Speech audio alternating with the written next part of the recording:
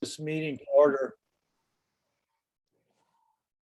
Just so Sophia understands, and eventually Jeff, the fact that there's more than 2 members of NRAB present, we have to have a formal meeting, and this will be recorded. The only item on the agenda is the discussion with the seashore about the ponds, what the status is, what the concerns are, where we go from here. And I'm going to let Herb run the meeting for the rest of that. So I'll turn it over to you, Herb. Thank you. Thanks, John. Thank you all for joining us today. The last Natural Resources Advisory Board, Ponds Management Plan was created in February 2011. So it's 10 years old. This is Your volume up pretty high, because I don't know if others are having trouble hearing. Yeah, I can't hear you very well, Herb. okay, turn up the mic. Is it better if I get, is this any better now? Or not? A little bit. It's a little garbled.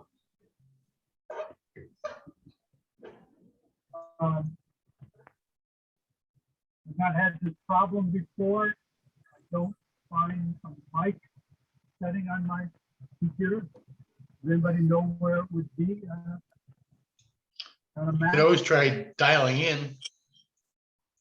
So I'll tell you what I'm going to do. I'm going to switch. If you go to your mute button and hit the little upward arrow, there's a field or two that have to do with the microphone.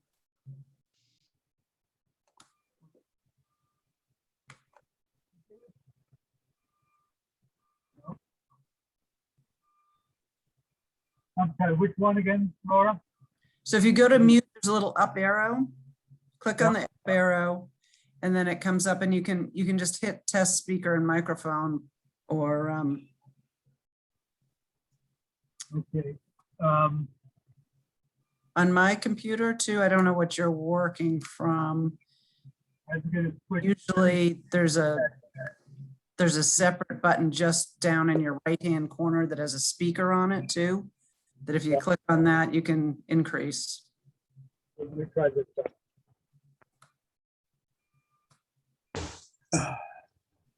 Is this any better now? Wow, much better. Okay, I was trying a new speaker. Now I know what the problem was. Thank you. Thank you all. Oh, Sorry.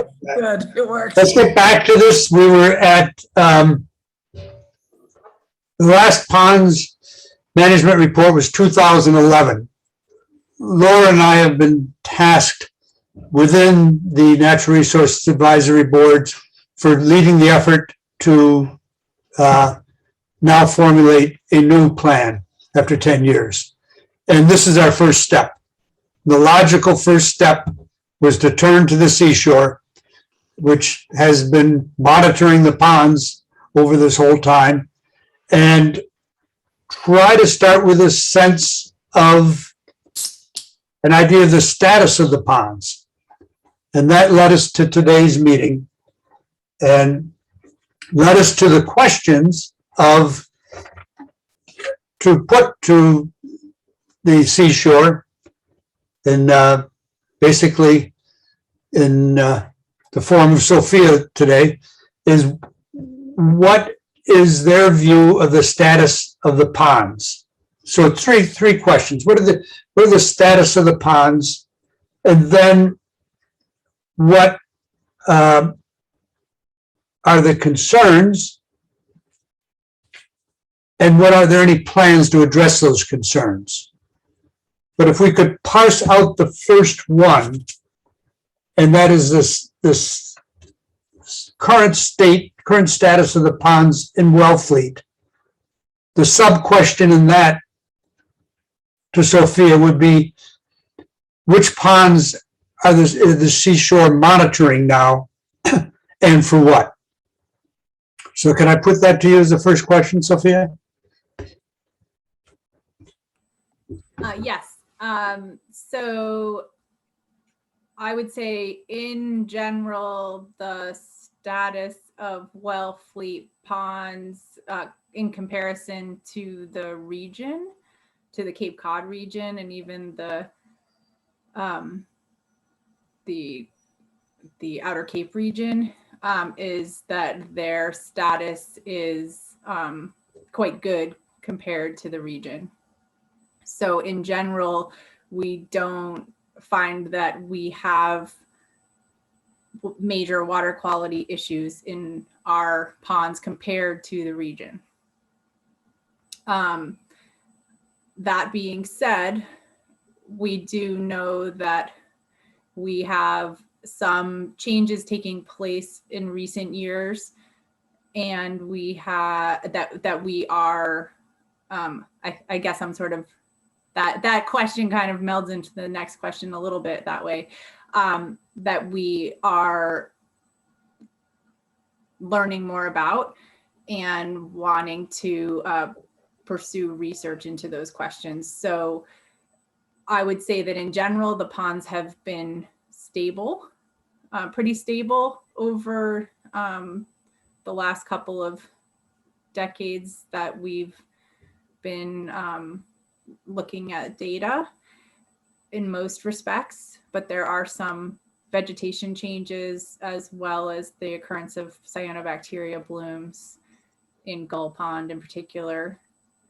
And some, we haven't had a bloom in another pond, but there's some prevalence of cyanobacteria that we're seeing that we are interested in and interested in learning more about.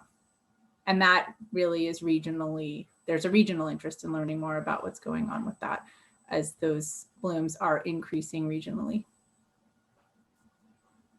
Could you go through this, which ponds in Wellfleet you are monitoring now and for what? Okay, so we monitor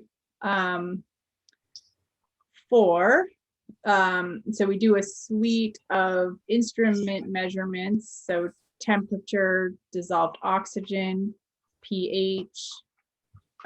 Is it possible for me to share my screen? Sure, yes. Then I can put up some of the slides that I presented, that I gave to you for Gupaka. Yes, you're wonderful. Okay. I'm not sure I could do it, but if you can share the screen. I think, let's see if I can.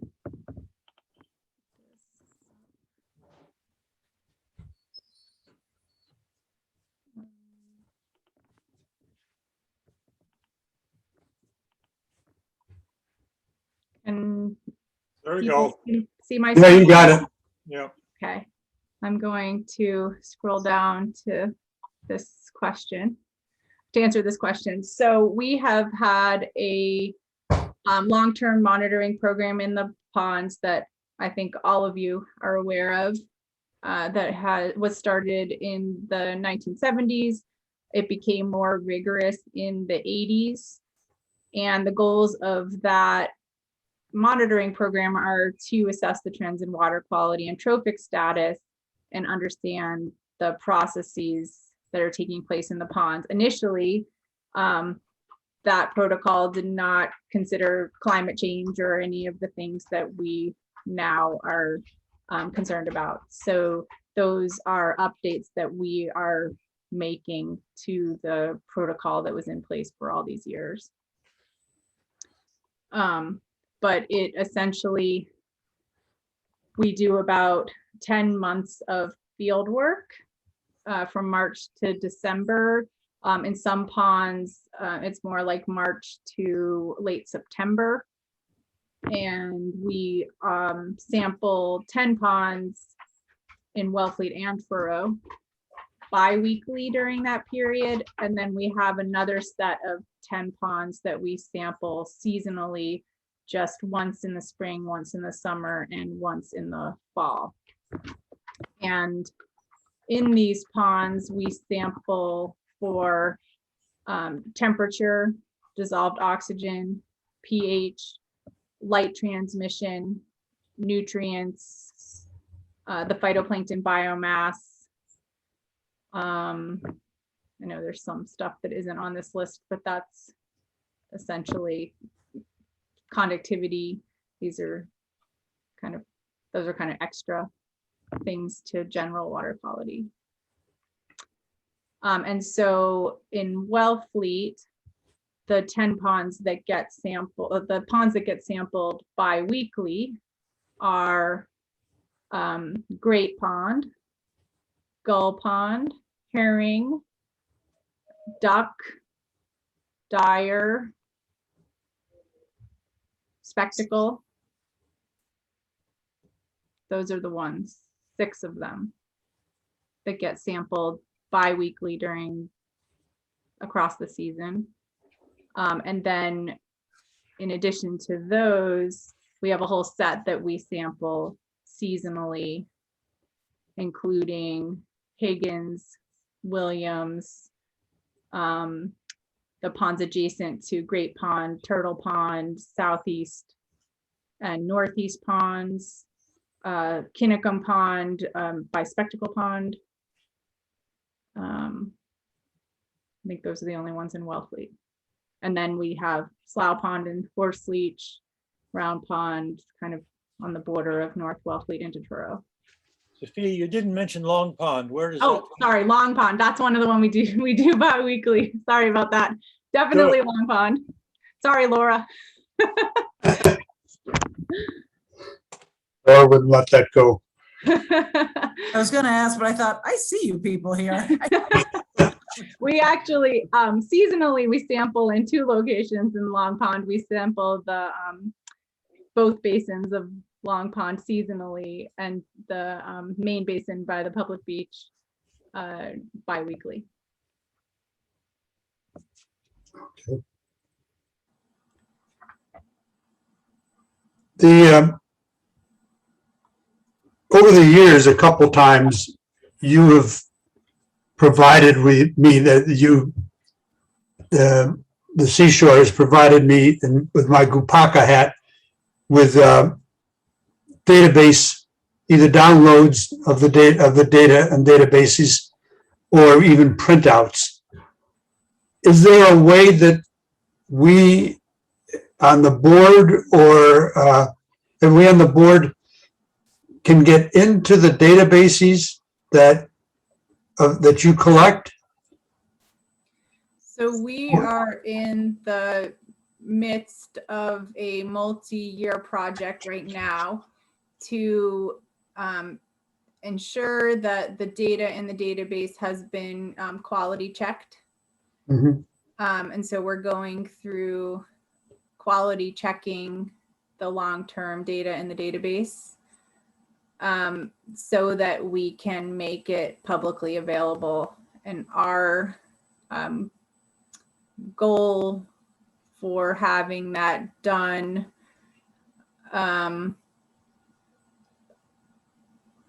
I would say is probably the end of winter 2023. Mhm. Okay. Are you in the interim though? Are you doing analysis on the data that you're currently collecting?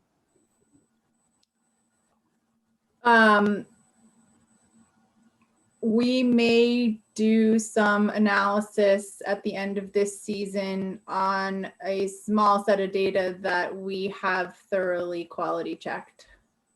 Okay.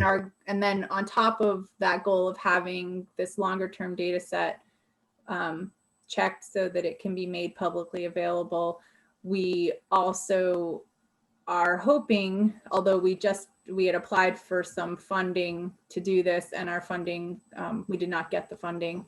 So we're hoping to explore other options. But we would like to do an update to the 2001 Kettle Pond Atlas with the, the intervening data in the next several years. But we have not, we've been looking for funding to do that work for several years now, and we have not been successful. Here it is. Almost There it still my Bible, Yeah. right there. Yes, and that, is definitely, there's a lot more information that we can add, and a lot more analysis to do in the last 2 decades. So that is our goal. And that is one of the motivators for making sure that this data set is really clean for the last couple of decades so that we can update the atlas. Oh, what a job that would be. Yes. So it is, it is something that we have written up in several grant proposals. We have collaborators interested in doing it at USGS, and we just haven't been able to find the funding at this stage. What size grant are you looking for, out of curiosity? I believe the last one we submitted was about 240,000 for 3 years. Mm-hmm. Sophia, back to the science for a second. When you say nutrients, which are the ones that you specifically test for? And then I'll give you the follow-up question. Which ones are most implicated in terms of cyanobacteria blooming? So we test for ammonium, nitrate, phosphate, total nitrogen, and total phosphorus. And John, I don't think we know the answer to your question yet, as far as the cyanobacteria go.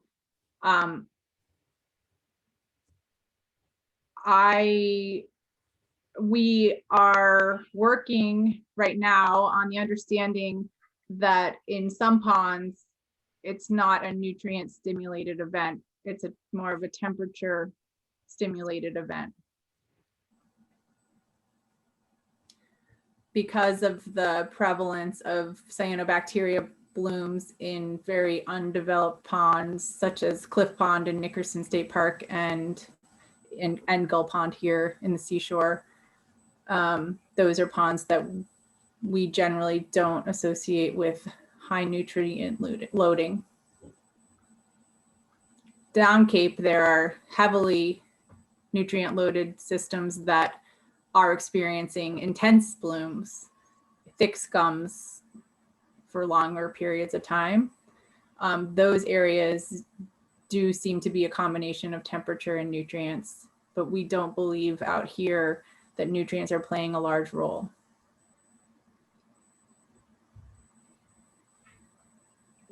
Is that just another way of saying, well, there's a certain level of nutrients in the water, and because the temperature has gone up, those are now activated?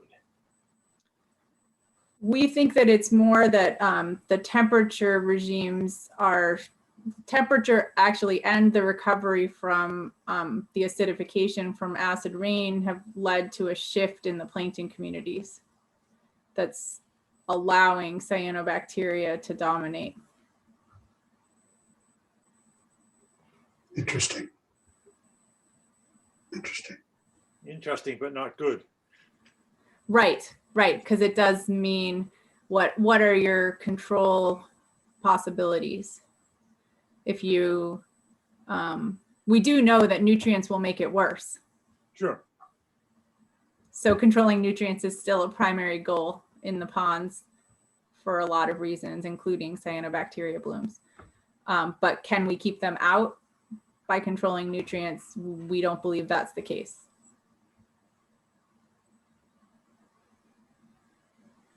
Mm-hmm.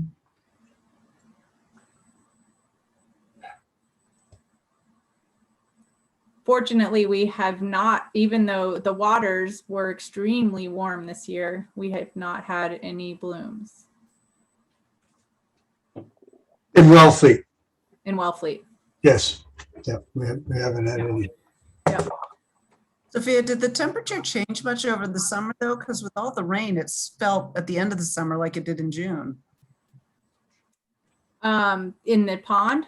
Yeah, I haven't looked at the temperatures recently, but the nights are cooler now too. So, mm, you know, we would be expecting the temperatures to be coming down, but our July temperatures were some of the highest we've ever seen. Earlier, we got hot temperatures earlier. So, you know, we were nervous. But so, and those temperatures were pretty sustained through the end of August. I haven't, in the last couple of weeks, I haven't looked at the data to see how much they've come down. But, you know, they have come down, and we're starting to see several of the ponds are no longer stratified. So that would be an indicator of cooling temperatures. I do the collections, but in the Gupaka hat, we do the collections for the Wellfleet ponds. And I personally do them for Long Pond. And I think it is just, you know, brush this off, but I think the Fahrenheit temperature went down by about 3 degrees between the last two readings. But to confirm what Sophia's saying, that temperatures are really shockingly warm during the summer. yeah. Frightening. No, I would believe they felt super warm in end of June too. So Yeah, they really weren't. I mean, we had that heat wave at the end of June, and at that point they just got so hot. I mean, that's the highest sun and those warm air temperatures. We do know that the ponds respond very rapidly to the air temperature. Yeah, they do. So if you can go back a step, because of funding, I think you lost a couple of years of data gathering. Did you not? And what were those years? So this year is our first full year of data gathering since 2016. We had a partial year in 2018.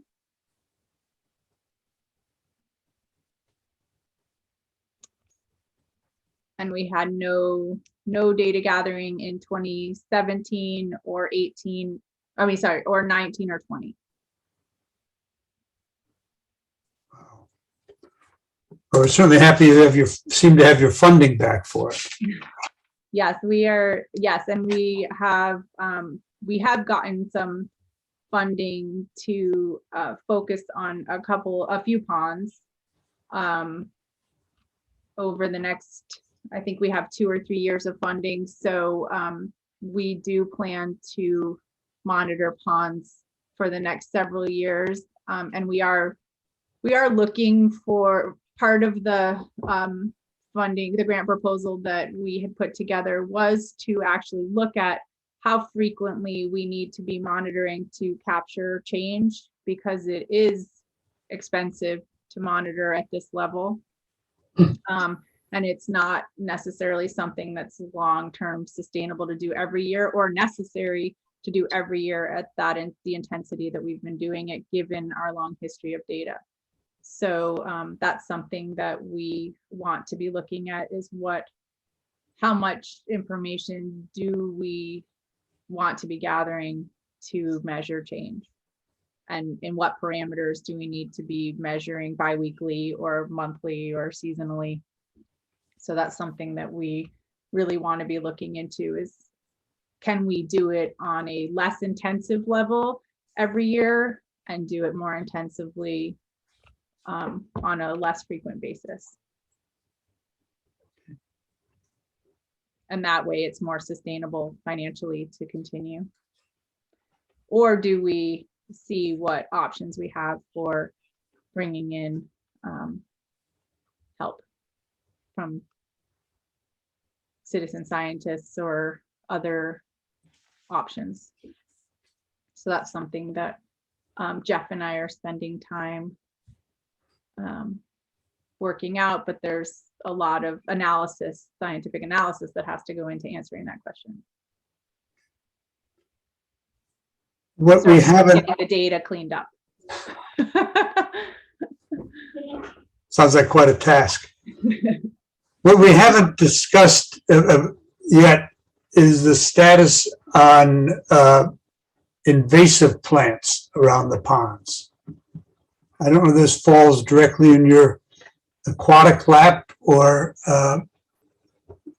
can you talk to us at all about invasive plants, what you're seeing, what the status is on that? So Steve Smith is our plant ecologist. He monitors the vegetation in the ponds every 5 years. And they monitored last year, I believe. And I can't speak to it in detail. But I do know that there are a few ponds that Steve has some concerns about, but generally, we aren't too worried about invasives in the ponds. However, we have seen several stands of Phragmites become established in a few ponds that we're watching. And there is some invasive milfoil, though most of the milfoil we have in the ponds is native.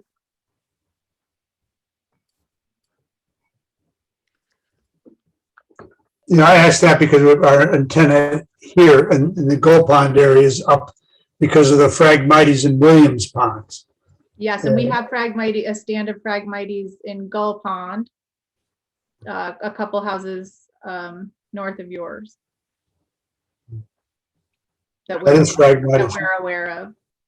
Yeah. So that was supposed to have been treated this year. The regional plant management team was supposed to visit Cape Cod, and I think those stands were on the priority list. Unfortunately, because of COVID, their travel's been canceled.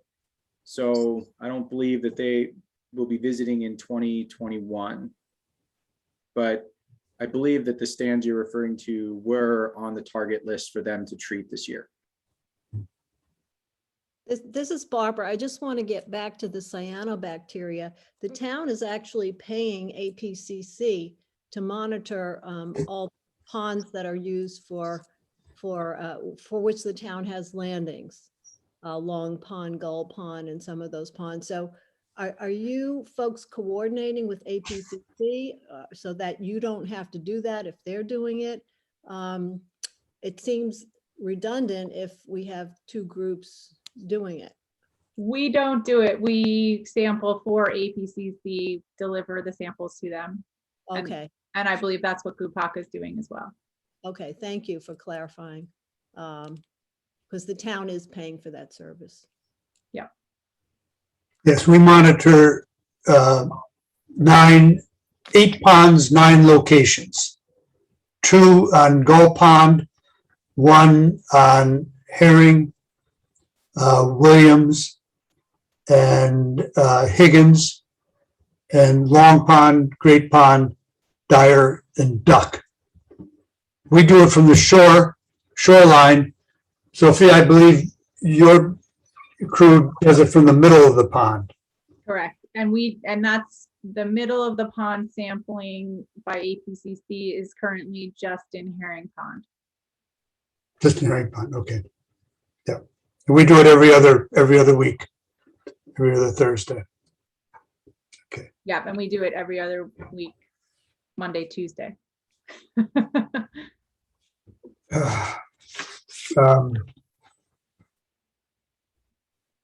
Does anyone else have any questions about the status of the ponds? Let me create perhaps some controversy. One of the variables that is not listed is the number of people who use the ponds.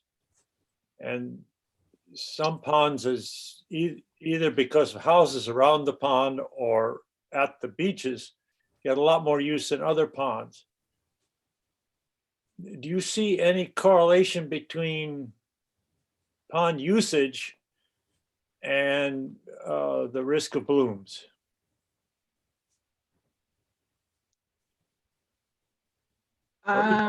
Is this something that we should be paying more attention to? I will say that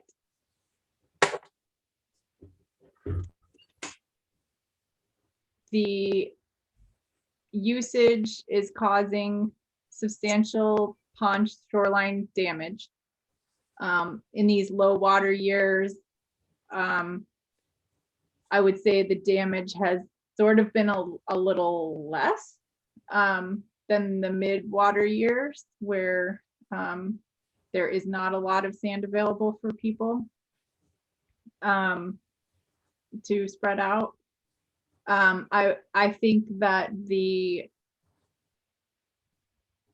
impacts of the recreational uses will interact with other factors in the ponds to make them more vulnerable to any of these changes, but not specifically triggering any cyanobacteria blooms. Fair enough. Thank you.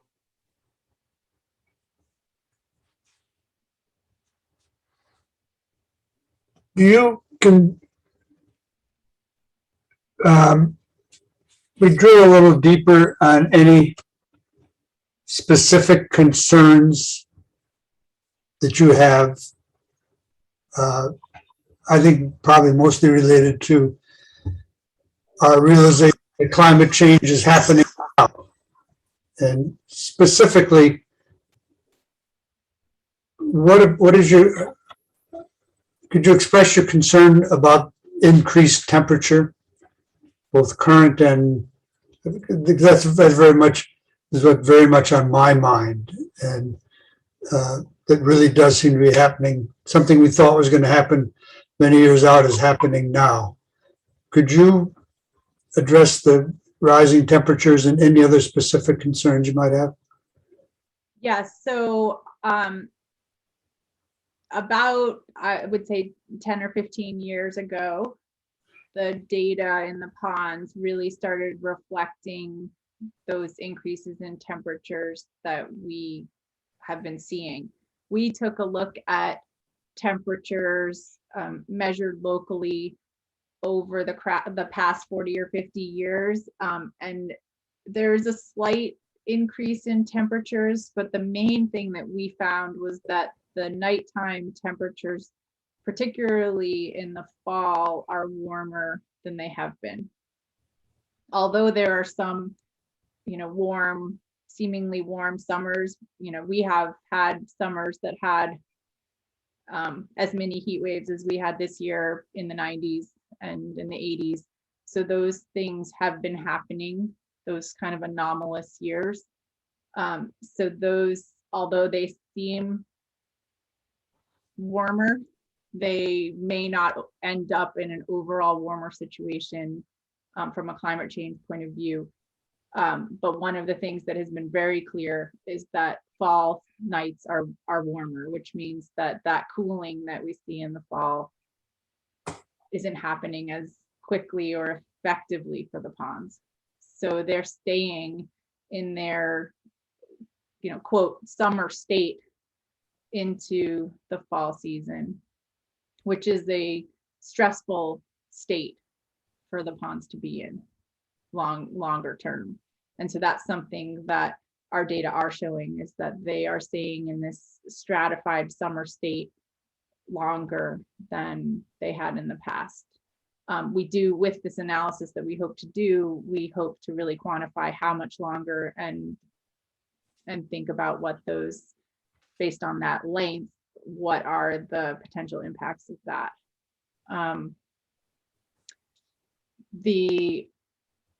Concurrently with these warmer temperatures, the ponds, most of the ponds, although the Gull Pond chain is an exception, most of the ponds are also becoming significantly less acidic.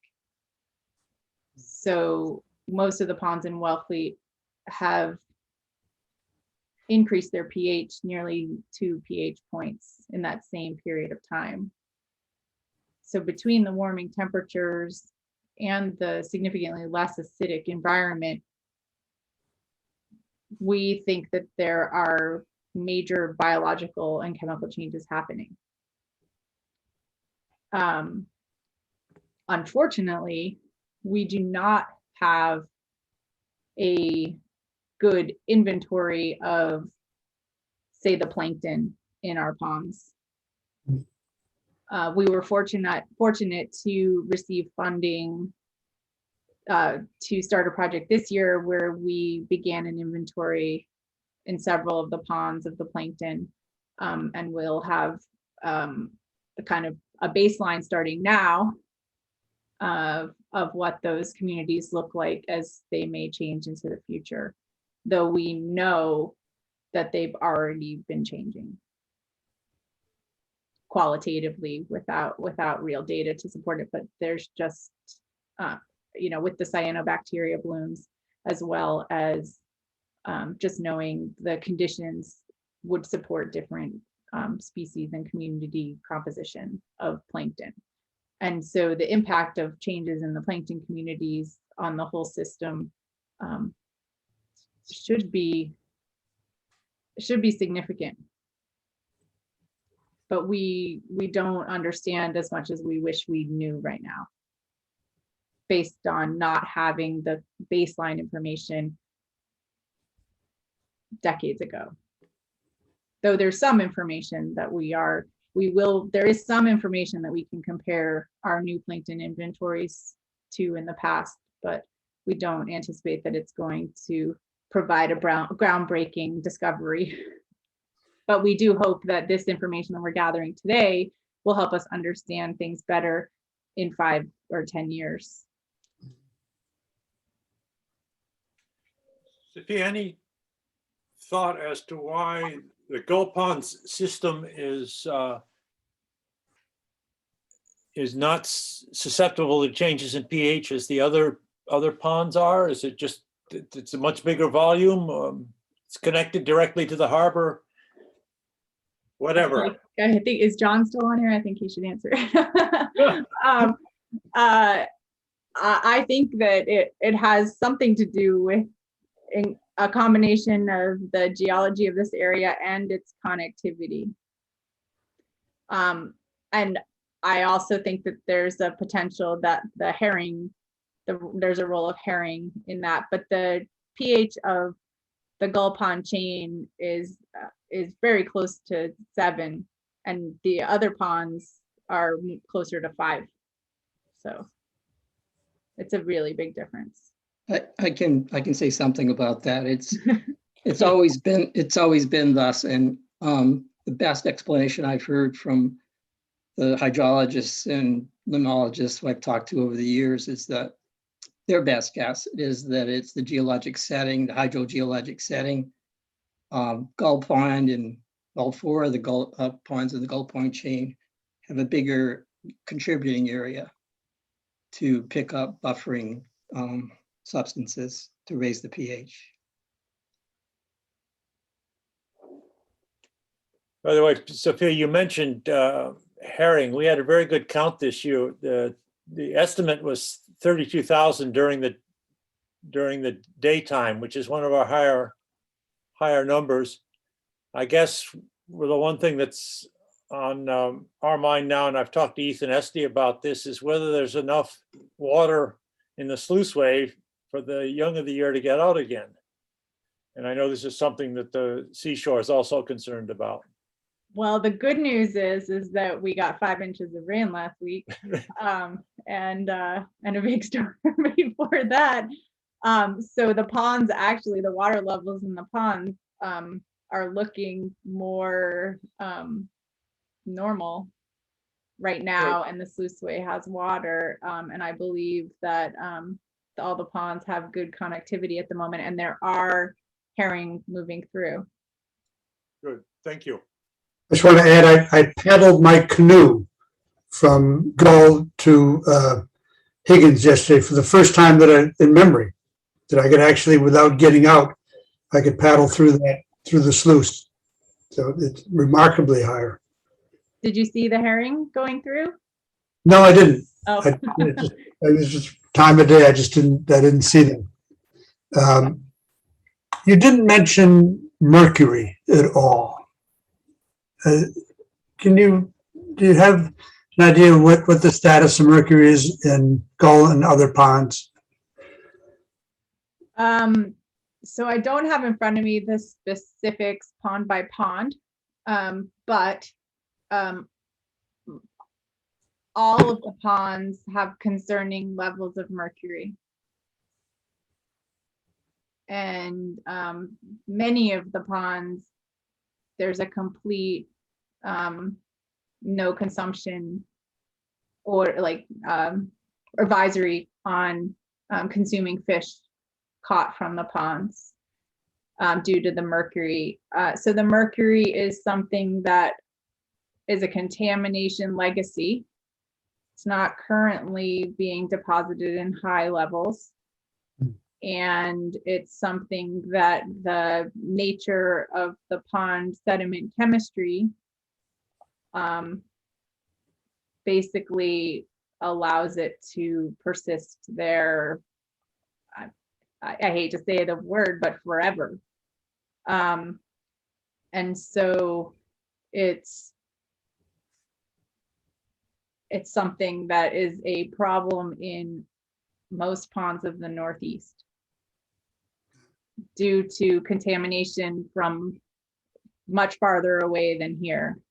So it's not something that it's something that's everywhere, that contamination, and it is very common here. Like I said, I think all of our ponds have some sort of mercury advisory for consumption of fish. Some of them are the highest level of advisory. And those are things that the anoxic sediments and the nature of our ponds promotes and supports. And so that mercury will continue to be available to the food web in our ponds.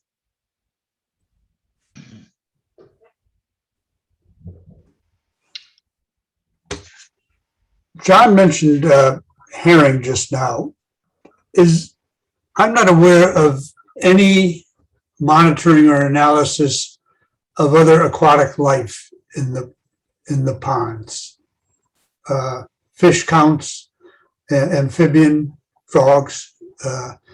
We always, whenever we have a Gupaka meeting, somebody always brings that up anecdotally.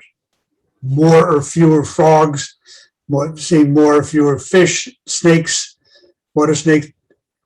Is there any monitoring that is done of that, or is as an indicator of the health of the ponds? The short answer is no, we don't monitor fish or amphibians, though there have been inventories of amphibians in the past in the ponds. There has been some work on amphibians by Bob Cook in the ponds, our former wildlife biologist. Yeah.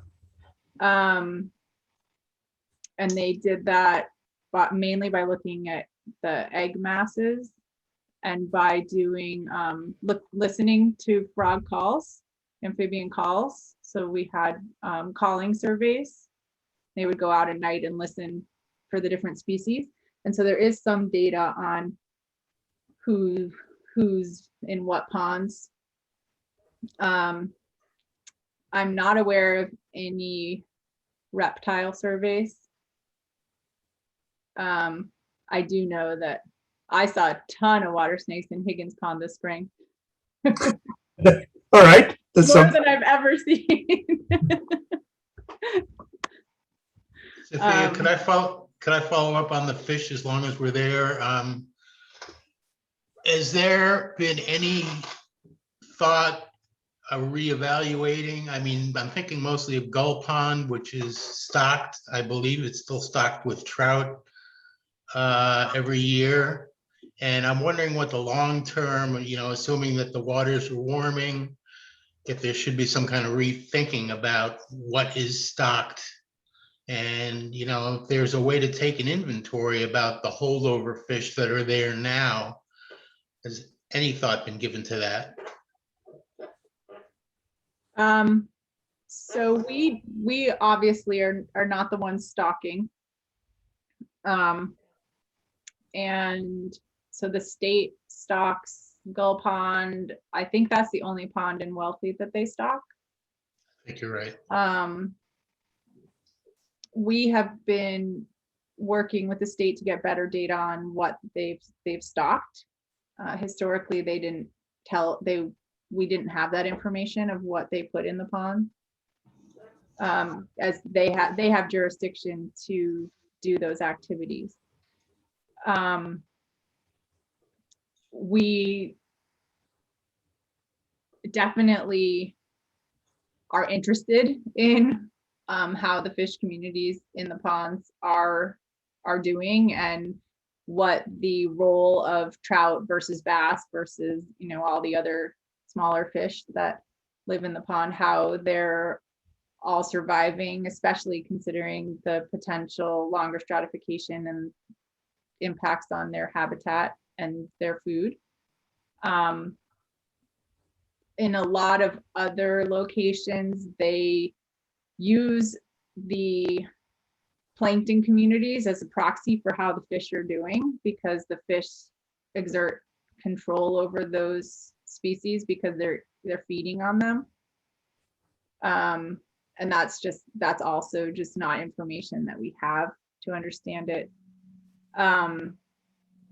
So there were some fish inventories done, I believe in the early 2000s by Martha Mather.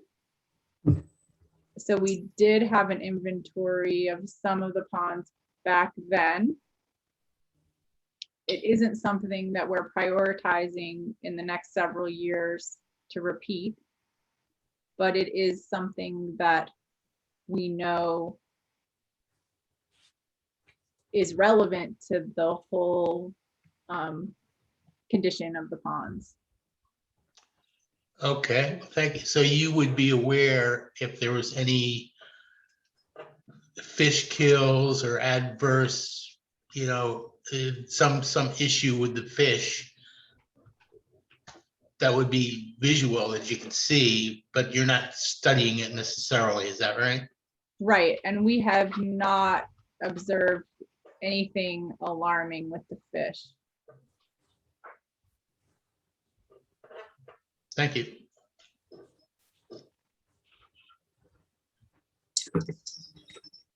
I do also believe that the state's goal is to stock with the approximate number of fish that they think will be taken.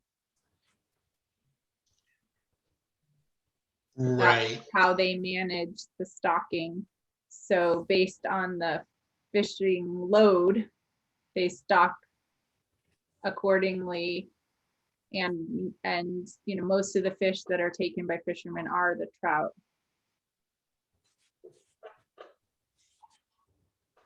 I don't know how well that balance is working, but I think that's the way they tend to manage their stocking.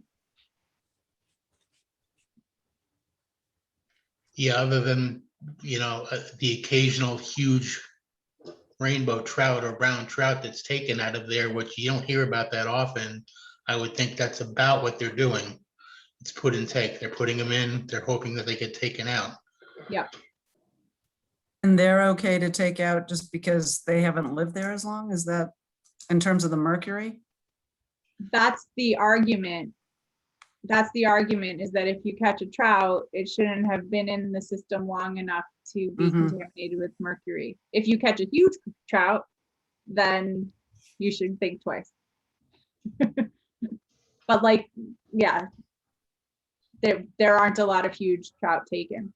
So Right. And I know purely anecdotally, almost all the fishing I see here, I think is catch and release. I don't think I've ever seen anybody walk out of that pond with a string of fish or even a bucket carrying fish.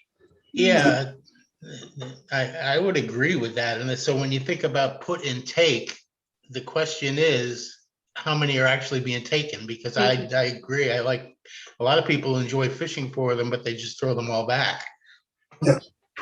Yeah, that's a good point. I mean, I do see there's quite a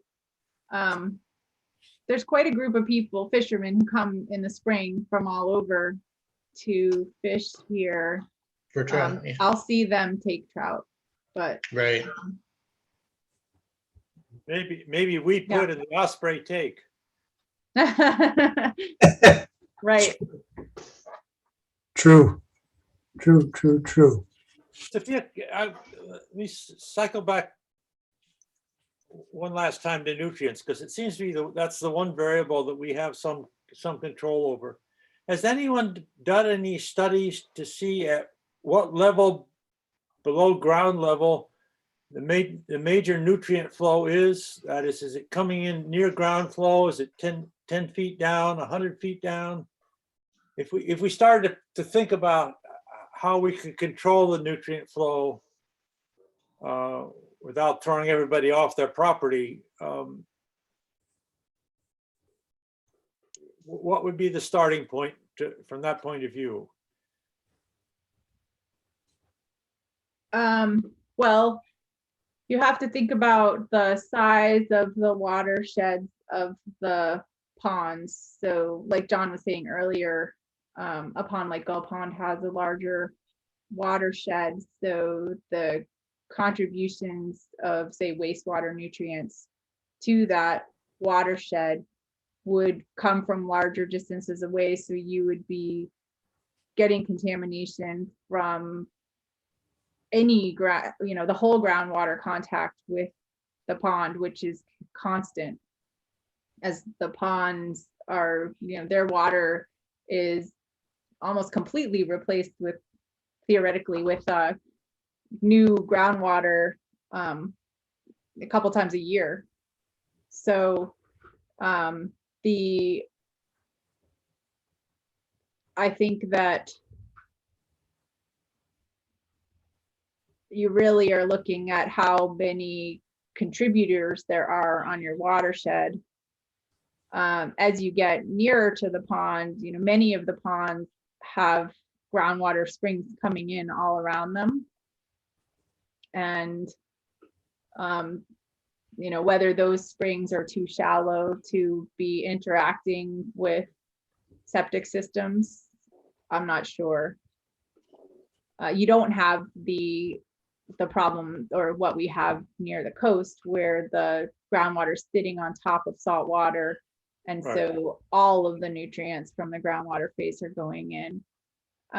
You may have some going below the pond and not going in, or some of the groundwater entering through springs may not be as contaminated as other groundwater sources. But I do think that there should be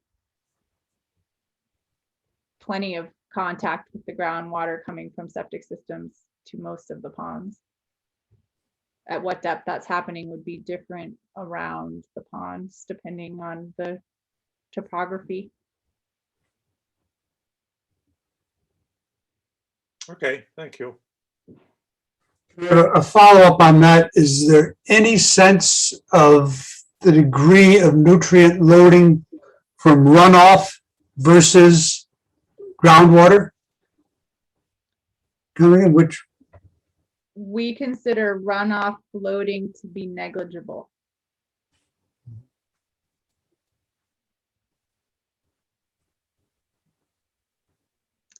that's There helpful. would be some runoff loading from fertilizers, though I know that Wellfleet does have fertilizer ban bylaw. Mhm. Good.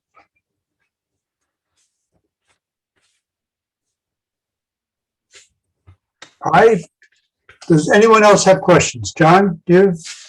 Laura? John, any or other visitors? I have a question. This is Portnoy. Yes, John. So the water's getting warmer currently, and the period of stratification is getting longer. Have you had a chance to analyze the dissolved oxygen profiles to see if those factors are making the oxygen budget below the thermocline worse? No, we haven't done that work. However, we believe that the thermocline has changed compared to the way it was. And so it's deeper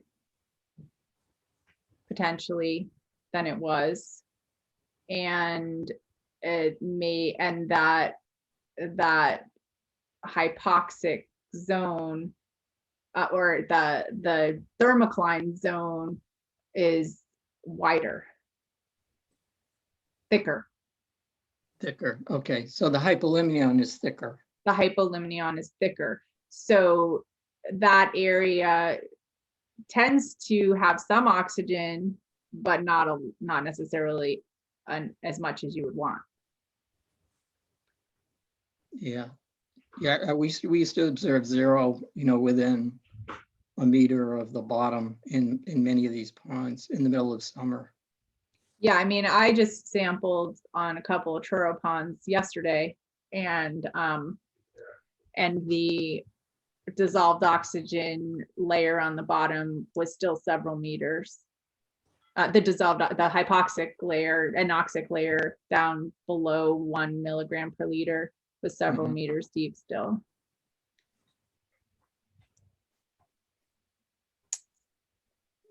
This is Ryan Curley. So just for clarification, Wellfleet does not have any bylaws limiting the application of fertilizer. We do limit, or we do ban its use on town property, I believe, but that is it. There's no bylaw to reduce fertilizer usage in the town, unfortunately.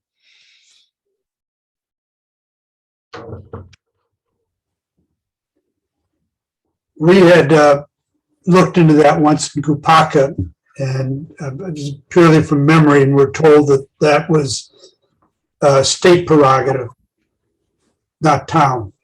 Okay. Well, there was a window where towns could opt in on the Cape into a fertilizer reduction bylaw. I think it was a 2-year window that was opened by the state. And at that time, the wastewater committee recommended not to ban or not to limit fertilizer usage. And now we can't because that window is closed. Shame. Unfortunate. Good. Sorry about that. I did know that there were proposals, so I guess I stand corrected. Just one note on, Sophia mentioned residence time, the replacement of the water in the pond, in Gull Pond. And I remember that there was a thesis or a dissertation done way back when I first got here by a guy named John Dowd. Can't remember what university he was at. We have that, the park has a copy of that, hopefully still. And he determined that the residence time was 15 years in Gull Pond. Also, there's a guy at Worsley Witten, the hydrologist, who did work on Gull and Higgins ponds. Herb, you may remember him, Neil Price. And he could update you on that. Maybe I can't remember what his thesis said, but I think he came up with similar results for residence time. For Gull Pond. Yeah, Gull Pond was, Dowd said 15 years. Okay, yeah, that might make sense. But for some of the smaller shallow ponds, maybe it's, I thought it was less. Yeah, there was also intensive work done, I think by Horsley Witten Group. Another, it might have been Neil Price or another graduate student on Duck Pond.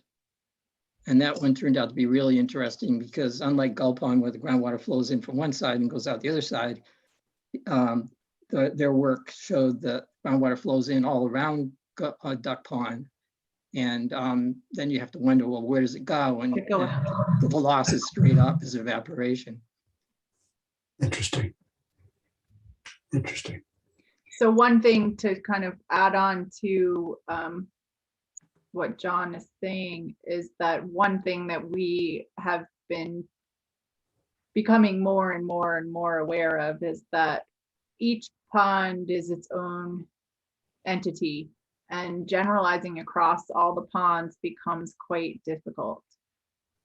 There are unique aspects of each pond that make them respond to things differently. And so we've had a hard time in our analyses of making generalizations across ponds, even ones that seem on the surface to be similar. They tend not to actually be similar.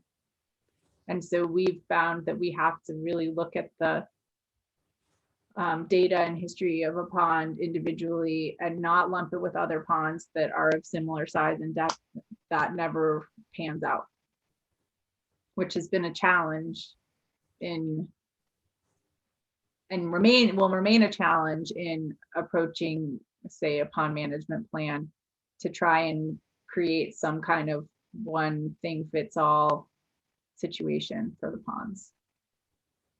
Although, there are general things like managing nutrients and those kinds of things that benefit all water bodies. But they are quite unique in their geology, in their topographic setting, in their groundwater flows, in what organisms live there, which again, we don't know that much about, but we know that they aren't the same in those regards. And so we have chosen to treat them all individually and look at their trajectories individually. Understood. Any other questions or comments?